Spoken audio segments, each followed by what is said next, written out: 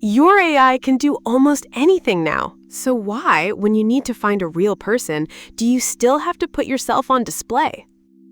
Everyone's got an AI these days. It writes code, builds decks, books your flights, almost anything. But the moment you need a real person, a co-founder, your first customers, the right one, it just freezes. For centuries, the method never really changed. You post yourself onto a public list. And then strangers get to rate you, rank you, and swipe right past you. Does your shiny new AI help? Nope, it just crawls those very same lists.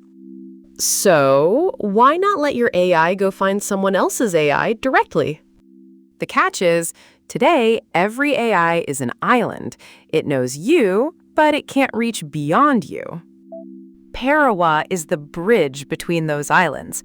You say what you want in one line, and AI matches it privately, and only on a real fit do both sides open up. No list to post to, no feed to scroll. Connect Pyro to your AI in under a minute, anonymous, no sign up.